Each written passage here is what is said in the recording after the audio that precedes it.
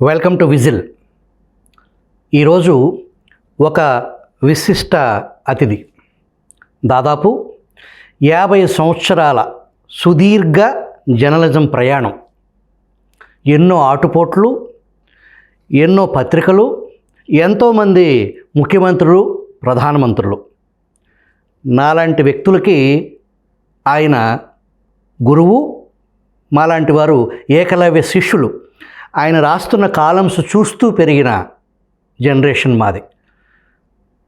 All the way Hyderabad నుంచి whistle studio అమరావతికి విచ్చేసినటువంటి విశాలాంధ్ర ఎడిటర్ ఆర్వి రామారావు గారు, స్వాగతం సార్. నమస్కారం. మీ నేపథ్యం, మీ బాల్యం, మీ ఊరు, మీ స్వాగతం తెలియజేస్తారా? నాది మెదక్ జిల్లా, కానీ నాకు దాంతో పెద్ద సంబంధం లేదు. 1వ ఏడాది నుంచే నేను హైదరాబాద్లో ఉన్నా. ఇంకా నేపథ్యం అంటే ముందు ఏదో స్కూల్ చదువులు ఇవన్నీ చదివాం, తర్వాత కాలేజీ చదువులు. నాకు బాగా అంది వచ్చింది ఏమిటి అంటే, నేను మెట్రికులేషన్ పరీక్ష పాస్ కావడం, ఫెయిల్ కావడం. ఆ ఫెయిల్ అయిన తర్వాత అప్పుడు 1969 తెలంగాణ యాజిటేషన్ జరుగుతుంది. అప్పుడు నేను వీర తెలంగాణవాదిని. ఇప్పుడు కాదు, రాష్ట్రం విడిపోయిన తర్వాత కూడా నేను సమైక్యవాదిని. అప్పుడు కాదు, అప్పుడు అందరితో పాటు నేను బస్సుల మీద రాళ్ళేసి ట్యూబ్ లైట్లు పగలగొట్టి ఇలాంటివి చేస్తూ ఉంటే మా ఫాదర్ వచ్చి నన్ను ఊరు తీసుకెళ్ళిపోయాడు. ఈడిక్కడ ఉంటే ఏమో అయిపోతాడని. అక్కడ మాకు చెరుకు తోట ఉండేది, దానికి నీళ్లు పెట్టాలి, ఆయిల్ ఇంజన్లు, పవర్ లేదు అప్పటికి. అయితే మా ఇంట్లో చాలా పుస్తకాలు ఉండేవి, కొన్ని వేల పుస్తకాలు ఉండేవి. నన్ను 2 పుస్తకాలు తీసుకెళ్ళనిస్తే వెళ్తానని చెప్పేవాడు. నేను ఆ పుస్తకాలు పొద్దున్నే లేచి 5:30కు వెళ్ళి బిఫోర్ లంచ్ ఒక పుస్తకము, ఆఫ్టర్ లంచ్ ఇంకో పుస్తకము చదవడం అలవాటైంది. దాంతో నేను అపారంగా తెలుగు సాహిత్యం చదివాను, ఇంగ్లీష్ సాహిత్యము చదివాను. నా జర్నలిజం ప్రయాణానికి అదే పునాది అనుకుంటా, చదవడం వల్ల. ఇవాళ పత్రికా రచయితలు చదవడం లేదు. నా ఉద్దేశం ఏంటంటే, విననివాడు మాట్లాడలేడు, చదవనివాడు రాయలేడు. మీరు పత్రికా రంగంలో తీసుకోండి, ఏ భాషలో తీసుకున్నా సరే, అందరూ మొదట సాహిత్యకారులు, తర్వాత జర్నలిస్టులు. అంటే సాహిత్యం పునాది మించి వచ్చిన వాళ్ళే పైకి వెళ్ళారు. బలమైన ఒక ఇది ముద్ర, ఒక ఇది ఉంటుంది, బాగా రాయగలుగుతారు. అట్లా నాకు అది బాగా ఉపయోగపడింది. తర్వాత ఈ వృత్తిలోకి వచ్చినప్పుడు ఈ చదువు ఇదంతా కూడా ఉపయోగపడింది. నాకు దురదృష్టం కూడా ఉంది. నేనెప్పుడూ ఒక ట్రైనీగా లేను. చేరడమే నేరుగా చేరిపోయాం. కాలేజీ తర్వాత మీరు అడుగుపెట్టిన సంస్థ? నేను అడుగుపెట్టిన సంస్థ మొట్టమొదటిది ఈనాడు. 1977లో చేరాను. ఆ 7లో చేరినప్పుడు నేను రెగ్యులర్ బ్యాచ్లో చేరలేదు. ఈనాడులో అలా ఉండదు, రెగ్యులర్ బ్యాచ్లో రావాల్సిందే. కానీ నేనేదో చేరిపోయాను. అప్పుడు చేసిన పని కూడా జర్నలిజం కాదు. నేను విజిలెన్స్ సెల్ అని ఒకటి ఉండేది, ఇప్పుడు దాన్ని వాళ్ళు క్వాలిటీ సెల్ అంటున్నారు. ఆ విజిలెన్స్ సెల్ మొదలుపెట్టిందే నేను. మనకు చాలా ఐటమ్స్ వస్తాయి, కొన్ని వేస్తాము, కొన్ని వెయ్యము, కొన్ని మనం స్కోర్ చేస్తాము, కొన్ని అవతల వాళ్ళు స్కోర్ చేస్తారు, ఎవరెవరు ఎంతెంత రాస్తున్నారు, ఇవన్నింటినీ కనిపెట్టే ఒక మెకానిజం కావాలని నాకు రామోజీరావు గారు చెప్పారు. ఓ వారం రోజులు టైం తీసుకో అన్నారు.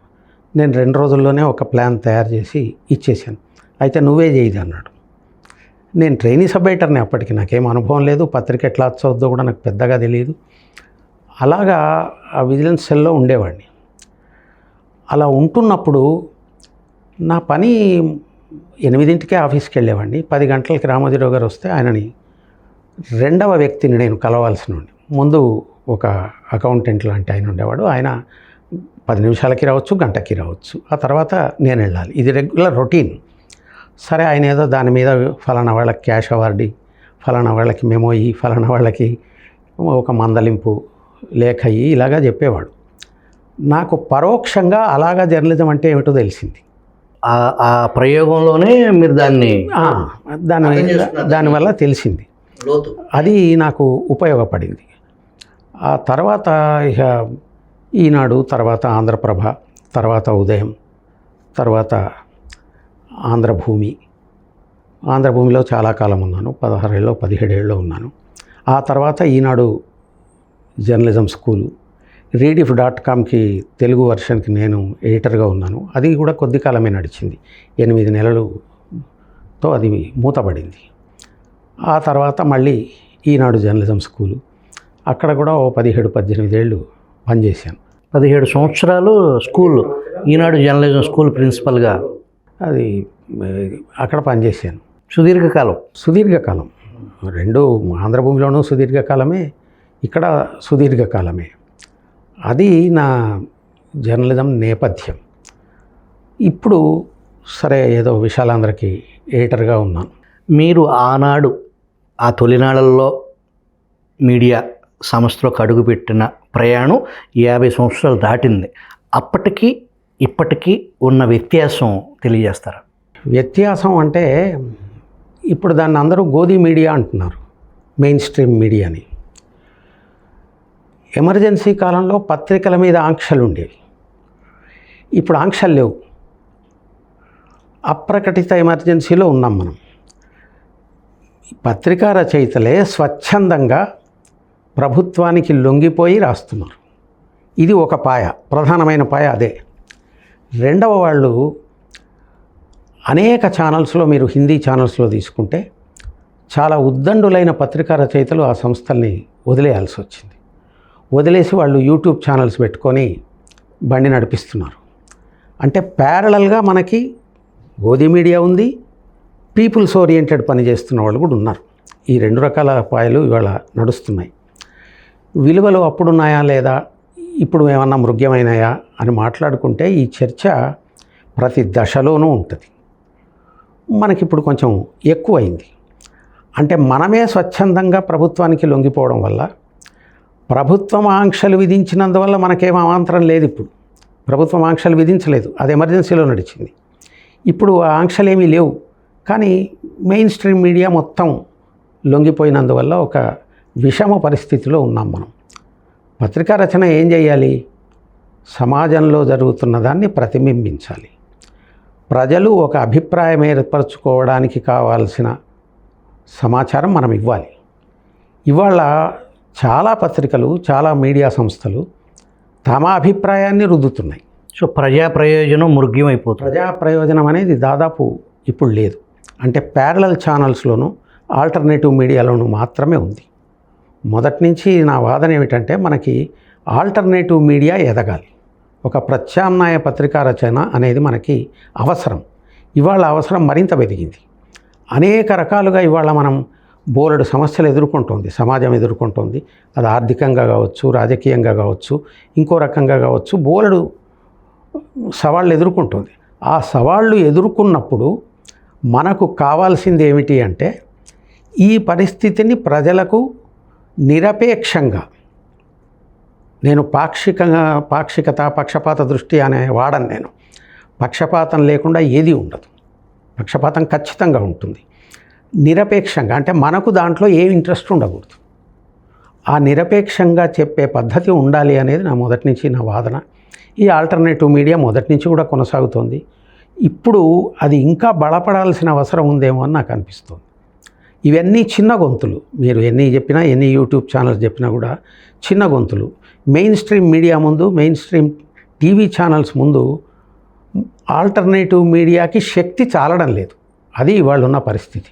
మీ ఈ సుదీర్ఘ జర్నలిజం ప్రయాణంలో ఒక కథనం, అది మీ ద్వారా, మీరు పనిచేసే సంస్థ, మీ ఇన్వాల్వ్మెంట్తో ఒక మీకు సంతృప్తినిచ్చిన వృత్తిపరంగా అట్లాంటిది ఏదన్నా ఒక సంఘటన ఉంది? మామూలుగా ఏంటంటే రిపోర్టర్లకు అనుభవాలు ఉంటాయి, డెస్క్లో పనిచేసే వాళ్ళకి అనుభవాలు తక్కువ ఉంటాయి. కానీ నాకు డెస్క్లో పనిచేసినప్పుడు కూడాను చాలా అనుభవాలు ఉన్నాయి. అంటే ధిక్కరించి చేసిన సందర్భాలు ఉన్నాయి, మేనేజ్మెంట్ పాలసీకి కొంచెం ఎడం జరిగి చేసిన పనులు ఉన్నాయి. అవన్నీ నాకు బాగా సంతృప్తినిచ్చాయి. ఉదాహరణకి ఒకసారి ఆల్ ఇండియా లెవెల్ స్ట్రైక్ జరిగింది. మా కంపెనీలో ఉన్న యూనియను అప్పుడు కాంగ్రెస్ ప్రభుత్వం కదా, ఐఎన్టీసీ యూనియన్, కాబట్టి సమ్మె చేయడానికి వీల్లేదు.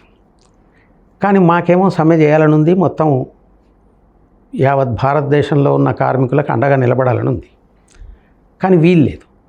అప్పుడు నేనేం చేశానంటే, నేను ఇంకొక మిత్రుడు ఇద్దరమే నైట్ డ్యూటీలో ఉన్నాము, అందరినీ డే డ్యూటీకి మార్చేసాను. ఆ మార్చేసి మొత్తం 3 పేజీలు సమ్మె సమ్మె సమ్మె, అంతే, అంతకుమించి ఇంకొకటి లేదు. ఆ మర్నాడు రాజ్ బహదూర్ గౌర్ భార్య బ్రజరాణి గౌర్ ఆఫీస్కి వచ్చి అడిగింది ఇది ఎవరు చేశారని. మా వాళ్ళు చెప్పారు ఈయన చేశాడని. ఆవిడ నన్ను గట్టిగా కౌగలించుకొని అభినందించి ఇలాంటివి చేసి, అంతకంటే మనకు సంతృప్తి ఏముంటుంది ఇంకా. ఇలాంటివి చాలా ఉన్నాయి. రీడిఫ్లో పనిచేసినప్పుడు కూడాను బిల్ క్లింటన్ వచ్చాడు హైదరాబాద్కి. నాకు ఏ సాధన సంపత్తి లేదు, ఒక రిపోర్టర్ కూడా లేడు. ఒక రిపోర్టర్ని వాళ్ళు పంపించారు కానీ అతను నాకు కాంటాక్ట్లోకే రాలేదు ఆ రోజున. కానీ నేను ముందే ప్రిపేర్ అయిపోయి ఏమేం క్లింటన్ కార్యక్రమాలు ఏమి ఉంటాయో మనకు ముందే తెలుస్తుంది కదా, వాటన్నిటికి సంబంధించిన బ్యాక్గ్రౌండ్ మెటీరియల్ సేకరించుకొని ముందే వార్త రాసేసుకొని, అది జరగగానే ఆయన దిగాడు అనగానే ఎవరెవరు స్వాగతం చెప్తారో మనకు తెలుస్తుంది ముందే, అది రాసేసి ఆ ప్రత్యక్ష దృశ్యం చూసిన తర్వాత మళ్ళీ ఏమైనా మార్పులు చేయాల్సి ఉంటే మళ్ళీ మార్పులు చేసి, ఇలాగా అది సూపర్ హిట్ అయింది అప్పట్లో. అలాగే బడ్జెట్ వచ్చినప్పుడు కూడాను అలాగే చేశాను. ఒక 300 ఫ్లాషెస్ ఇచ్చాను నేను, 300. ఎప్పటికప్పుడు ప్రతి నిమిషము అప్డేట్ చేస్తూనే ఉన్నాను. వెబ్సైట్లకి ఉండవలసిన ప్రథమ లక్షణం అది. ఇప్పుడు చూసి ఒక అరగంటకు చూసేవాడికి అది కొత్తగా కనిపించాలి, లేకపోతే మొహం తిప్పేసుకుంటాడు. అలాంటి పనులు చాలా చేయగలిగాను నేను. ఒక జర్నలిస్టుగా నిష్పక్షపాతంగా ఉండటం సాధ్యమేనా? నిష్పక్షపాతంగా ఉండడం సాధ్యం కాదు. ఎప్పుడు ఎవరు నిష్పక్షపాతంగా లేరు. ఉదాహరణకి మా పత్రికే తీసుకోండి, అది కమ్యూనిస్ట్ పార్టీ పత్రిక. కమ్యూనిస్ట్ పార్టీ తరఫునే మనం నిలబడతాం కదా. నిష్పక్షపాతంగా ఉండదు, కానీ జరుగుతున్న సంఘటనల్ని నిరపేక్షంగా అంటే ఆబ్జెక్టివ్గా చూడడానికి అవకాశం ఉంది. అందులో మన ప్రమేయం కానీ మన స్వార్థం కానీ ప్రయోజనం కానీ ఉండకూడదు. అలా ఉండడం సాధ్యమే. అలా ఉండడం సాధ్యమే అని ఆల్టర్నేటివ్ జర్నలిజం మొత్తం నిరూపిస్తుంది. విశాలాంధ్ర కూడాను మొదటి నుంచి ఆల్టర్నేటివ్ జర్నలిజంకి కట్టుబడ్డ పత్రికే. మీడియా ట్రయల్ వల్ల న్యాయ వ్యవస్థ ప్రభావం పడుతుంది అని పెద్ద పెద్ద స్థానాల్లో కూర్చున్న వాళ్ళు రకరకాల వ్యాఖ్యలు చేస్తున్నారు. దాంట్లో నిజం ఉందంటారా? దాని ఏ మేరకు పాత్ర? మీడియా ట్రయల్ని మనం అంగీకరించాల్సిన అవసరం లేదు. మీడియా పని అది కాదు. అంటే కోర్టులే తీర్పు చెప్పేసినట్టు మనమే బోనెక్కించేసి మనం అవి వార్తలుగా మలచడం అన్యాయమైన పని. కానీ జరుగుతున్నది ఏమిటో చెప్పే బాధ్యత మన మీద ఉందా లేదా? ఆ మేరకి చెప్పొచ్చు, ఆ మేరకు ఎప్పుడైనా చెప్పొచ్చు. అంటే మీడియా తీర్పరి కాకూడదు, తానే జడ్జిమెంటల్ ప్రొజెక్షన్ ఉండకూడదు. అది ఉన్నప్పుడు మనకి ఇబ్బందిగానే కనబడుతుంది. కానీ వాళ్ళ పరిస్థితి అది కాదు కదా. న్యాయ వ్యవస్థ పరిస్థితి ఏమిటి అనే మనం ఆలోచించాల్సిన అవసరం ఉంది. న్యాయ వ్యవస్థలో ఉన్నవాళ్ళు పెద్ద పెద్దవాళ్ళు ప్రధాన న్యాయమూర్తి దగ్గర నుంచి వాళ్ళ ఇష్టానుసారం మాట్లాడుతున్నారు. దాని మీదే కదా ఒక కొత్త పార్టీ పుట్టింది, కాక్రోచ్ పార్టీ. ఎదురైనా సరే ప్రభుత్వం మొదట్లో దాన్ని ఏం చేసిందంటే, దిప్కే అమెరికా నుంచి ఇక్కడికి దిగినప్పుడు ప్రభుత్వమే దాదాపుగా పోలీసుల్ని పంపించి ఆయన ఇంకా అనుమతి అడగకముందే అనుమతి ఇచ్చేసి దాదాపు ప్రభుత్వ లాంఛనాలతో జంతర్ మంతర్కి చేర్చారు. మీరు ఎడిటోరియల్ రాశారు, దాని మీద రాశాను. జంతర్ మంతర్కి చేర్చారు. అంటే మనం ప్రభుత్వం ఏం చేస్తోంది? ఇవాళ ప్రభుత్వము ఆంక్షలు విధించట్లేదు. ఆంక్షలు విధించకుండానే ఆంక్షలు విధించిన దానికంటే ఎక్కువ అణచివేత మీడియా మీద ఉంది. ఇవాళ నిజం మాట్లాడే మీడియా మీద ఉంది. ప్రజలకి అవసరమైన సమాచారం ఇచ్చే మీడియా మీద ఇవాళ గట్టి ప్రభావమే ఉంది. అది లేకుండా ఉంది అని చెప్పలేము. ఈ బ్రేకింగ్ న్యూస్ సంస్కృతి జర్నలిజం నాణ్యత పడిపోవటానికి కారణమవుతుంది అని అనుకోవచ్చా? బ్రేకింగ్ న్యూసు అవసరమే, కానీ ఆ బ్రేకింగ్ న్యూస్ ఎట్లా వస్తుందో చూడండి. మొదలు ఒక టీవీ ఛానల్ వాళ్ళు కింద స్క్రోలింగ్ వేయగానే మిగతా వాళ్ళందరూ అదే వేసేస్తారు. ఎవరు బ్రేక్ చేశారు ఆ న్యూసు? ఒక మీడియా హౌస్. అంటే వీళ్ళందరూ బ్రేక్ చేయలేదు కదా, కానీ అందరూ బ్రేకింగ్ న్యూస్ అన్నమాటే వాడుతున్నారు. అంటే స్పీడ్ పెరిగింది.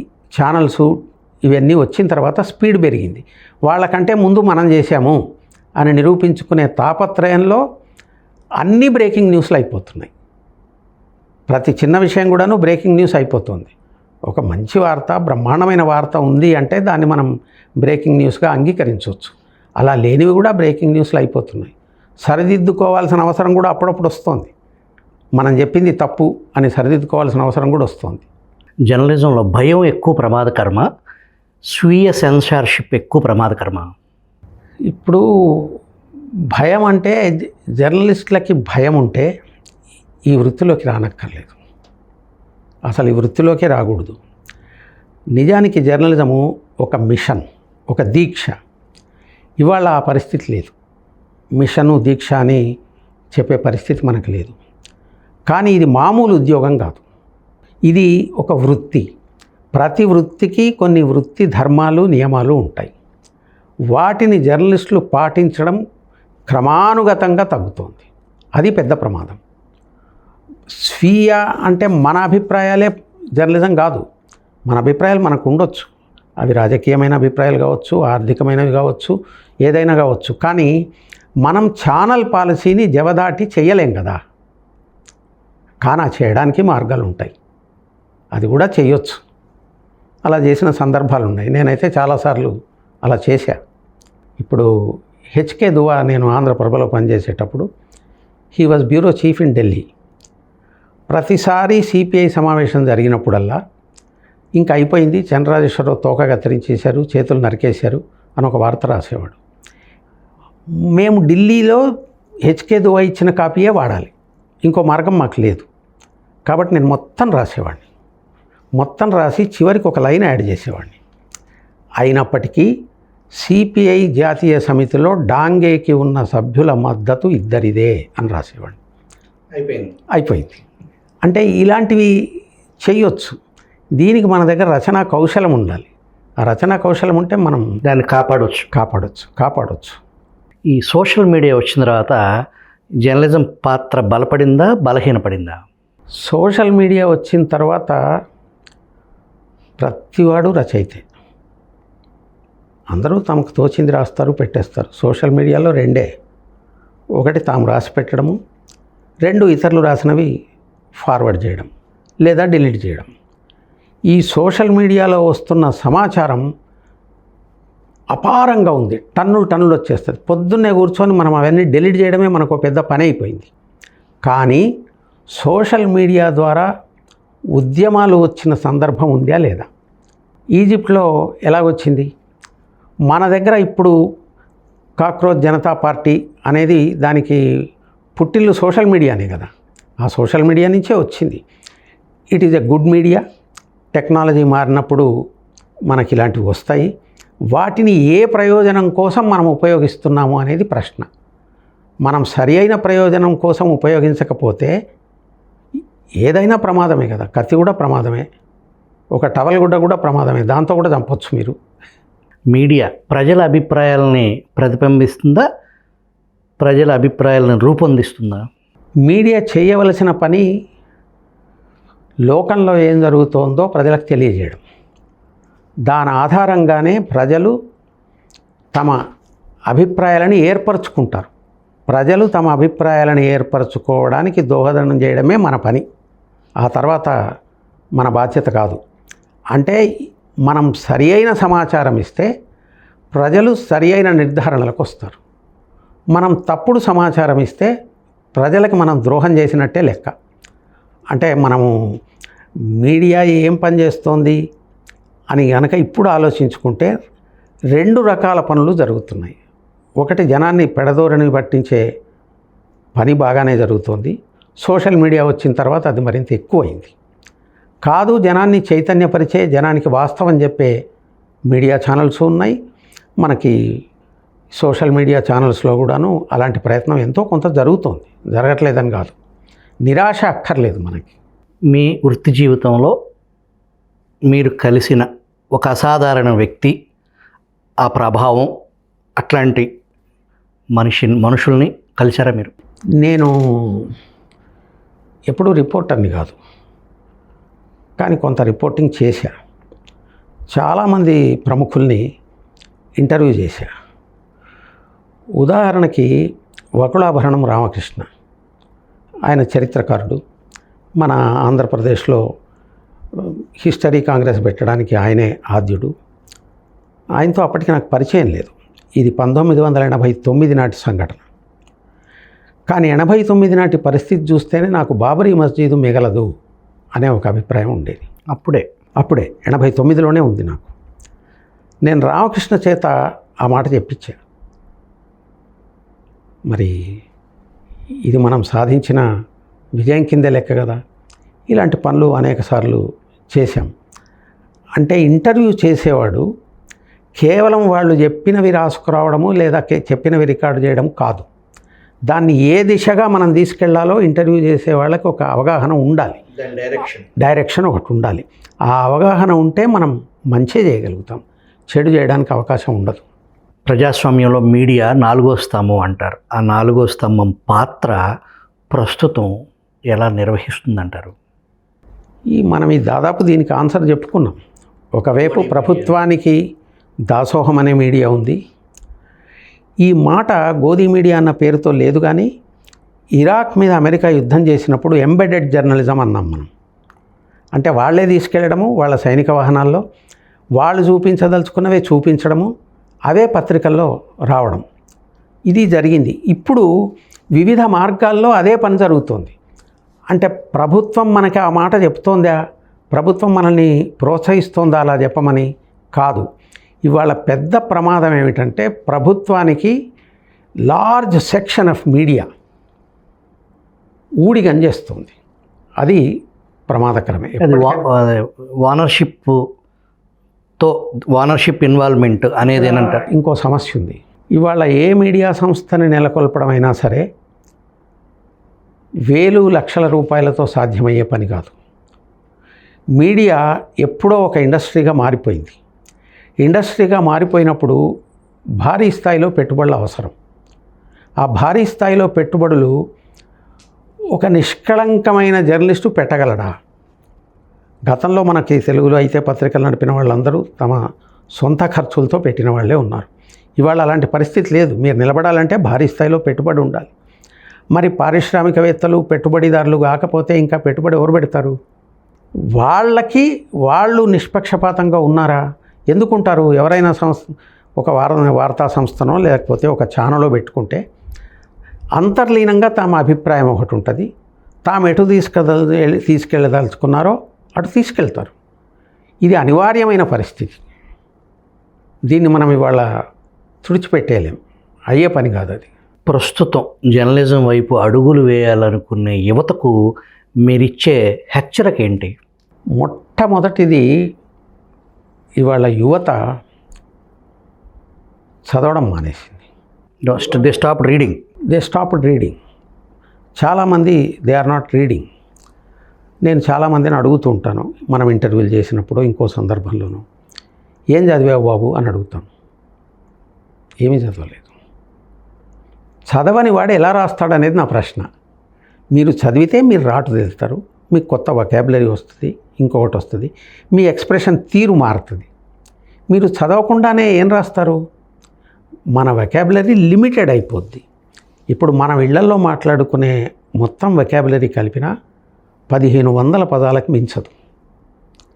కానీ ఒక సభలో ప్రసంగించే వ్యక్తికి అంతకంటే ఎక్కువ వొకాబులరీ అవసరం. ఎక్కువ పదాలకు అర్థాలు తెలిసి ఉండాలి. ఇక్కడ వొకాబులరీ అంటే కేవలం ఒక పదానికి అర్థం తెలియడం మాత్రమే కాదు, దాన్ని నిర్దిష్ట సందర్భంలో ఎలా వినియోగించాలి అనేది తెలియాలి మనకి. అట్లా ఎక్కువ వొకాబులరీ ఉన్నవాడు ఎప్పుడైనా సమర్థంగా రాస్తాడు. మనకి ఒక ఇది ఉంది, విన్స్టన్ చర్చిల్కి పండిత్ నెహ్రూకి ఉన్న వొకాబులరీ 2 లక్షల పదాలు అంటారు. మన తెలుగు డిక్షనరీ అంతా కలిపినా ఏ తెలుగు డిక్షనరీలోనూ 2 లక్షలు లేవే. అంత చదివారు వాళ్ళు. అంబేద్కరు అంతే, అంత చదివారు.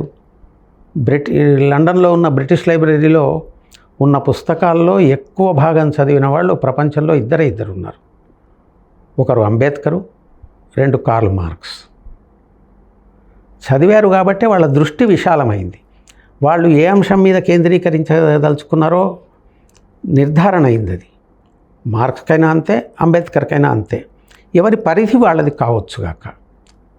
అందరూ ఒకేలాగా పనిచేయరు కదా, అందరి మేధో సంపత్తి ఒకేలాగా ఉండదు. కానీ అపారంగా చదవడం ఈ వృత్తిలో ఉన్న వాళ్ళకి అవసరం. ఇవాళ చదవడం మానేసిన వాళ్ళు ఈ వృత్తిలోకి వస్తున్నారు. ఇది ప్రధానమైన సమస్య. విషాదం కూడా విషాదమే, ఖచ్చితంగా విషాదమే. మీరు అన్ని పత్రికల్లో ఇవాళ చూస్తే అక్షర దోషాలు అనేవే దోషాలు అనుకుంటున్నాం మనం. అక్షర దోషాలతో పాటు వాస్తవాన్ని వక్రీకరించే విషయాలు దూరిపోతున్నాయి.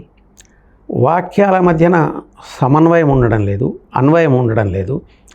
ఇవన్నీ పాఠకుణ్ణి మీరు అనవసరంగా బాధ పెడుతున్నారు. మీరు ఒక వస్తువు ఏదైనా కొంటే, ఒక టీవీనో ఇంకోటో ఏదో కొంటే, అది బాగా పనిచేయకపోతే మీరు కన్జ్యూమర్ ఫోరంకి వెళ్తారా లేరా? పత్రికల మీద జనం ఎందుకు వెళ్ళడం లేదు అనేది నా ప్రశ్న. When you give wrong information, people have every right to question you. ఆ క్వశ్చనింగ్ దశలోకి మనం ఇంకా రాలేదు. అది మనకున్న పెద్ద లోపం. చాలా చోట్ల అలాగే నడుస్తుంది. మీ కెరీర్లో వెనక్కి తిరిగి చూసుకుంటే మళ్ళీ ఒక అవకాశం వస్తే దానికంటే భిన్నంగా చేయగలుగుతాను అని అట్లాంటి సంఘటన ఏదైనా ఉందా? నేను 2-3 అంశాలు చాలా భిన్నంగా చేశాను. విశాఖపట్నం ఎడిషన్ ప్రారంభించినప్పుడు మొదటి రోజు నుంచి ప్రతిరోజు ఒక కథ వేశాను. అంతకుముందు జర్నలిజం చరిత్రలో అది ఎప్పుడూ లేదు. నేటి కథ అని ఒక చిన్న కథ వేశాను. అంతా కలిపితే ఒక కాలం కూడా ఉండదు.